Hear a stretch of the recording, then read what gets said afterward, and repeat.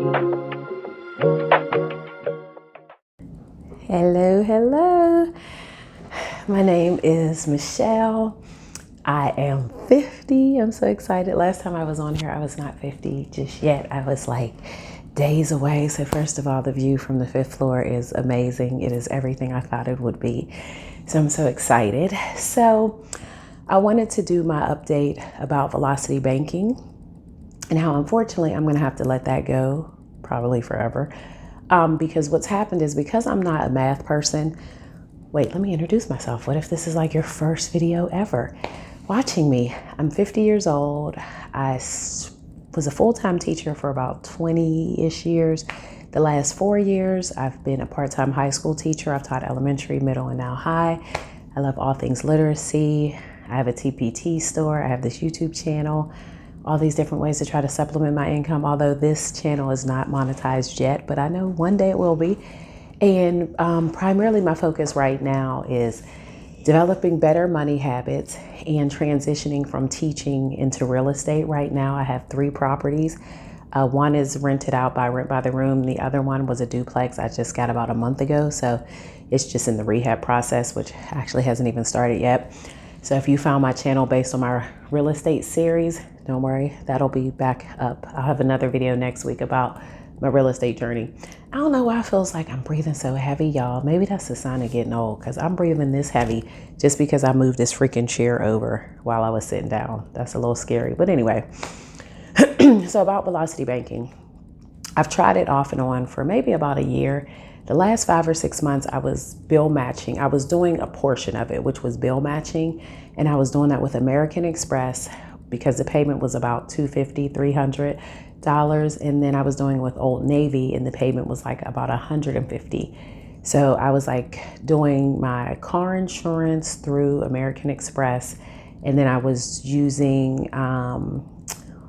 Old Navy to cover my internet bill and my cell phone bill. Well, because I am not like a math guru, and unfortunately I'm very experiential, which means stuff just has to happen. And then I'm like, oh, I didn't realize that if I'm just strictly bill matching the minimum payment, there's still interest. And so every month that interest is adding up. And eventually it's moving me closer and closer to my limit, since I was already kind of close anyway. So for that reason, I'm not going to be able to do velocity banking anymore because the interest rates just went up. At least on my credit cards, they did. And so now with American Express, my interest rate is so high that like my balance is like 9,000 something. And every month for the last 3 months at least, I've been paying like $250 in interest. So if I'm only covering the minimum payment, that's not covering that $250 in interest. And the same thing has happened to Old Navy, not quite as high, but it's the same principle. So because of that, I'm not going to be able to do the bill matching anymore. So now I'm going to have to go back like the old fashioned way, so to speak, and just do the debt snowball. I haven't quite decided the order yet. I did reach out to American Express and I'm on like this financial relief plan for like 47 months. Hopefully it will not take me that long to pay this off. But now, instead of having an interest rate in the high 20s, it's like 9.9, so a little better. And with Old Navy, the payment isn't that high. I mean, it's probably like 180 or something. And then the other credit card that I'm working on is Total Rewards, but that one I wasn't able to like put anything on it anyway. And that payment's like 180. So now my new plan is that because I really would like to develop better money habits so that I do not find myself in debt again, I know that instead of making debt payoff my main focus, it needs to be saving. Because if I can cultivate a habit of saving, then when an emergency comes, I actually have something saved and I don't have to put it on a credit card. Now I'm trying to pay it off and then it just, repeats the cycle. So my plan is I'm going to try to find like a job that has a low cognitive demand. And so what that means is even though I'm only working as a teacher 4 hours a day, that really feels like 8 to 9 hours a day because it's just so many moving pieces and parts and planning and thinking, logistics, and it's just a lot. So I would like to find something that does not require quite as much thinking and logistics. So I'm hoping that I can do like maybe something in the retail space or hospitality where Maybe I'm like a front desk clerk at a hotel or like a cashier somewhere. I was a cashier a few years ago at Dollar Tree, and it was hands down one of my favorite jobs. I absolutely loved it. I mean, the sound of the beep, beep, beep, it was like therapy. I absolutely loved it.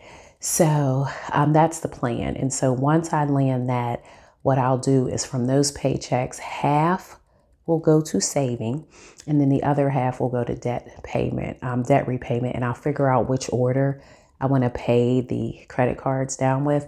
But definitely my main goal right now is to build up my savings account. I would really like about 5,000 in my personal savings and 10,000 in my business account, which really isn't a whole lot, but it would just at least make me feel a little better because until the renovations start, like that 10,000 is just really for emergencies or when the rent by the room house isn't fully rented. That's definitely not going to be the renovation budget. But I feel like I want to start shifting my mindset so that like I have a baseline in my savings. So like I want to get my savings up to 5,000, and then I don't ever want my personal savings to drop below 5,000.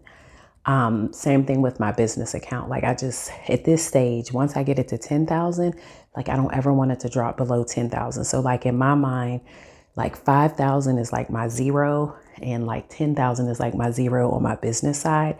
But I realize that requires like a mindset shift and realizing that yes, in the long run, I am paying more money in interest because I'm not making debt repayment my priority.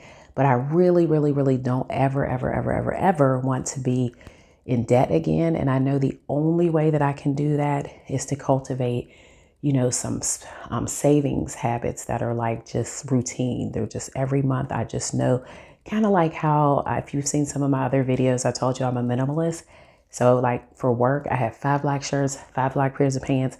Been doing it for a decade. I know every single day what I'm wearing, and I want to get my finances streamlined like that also.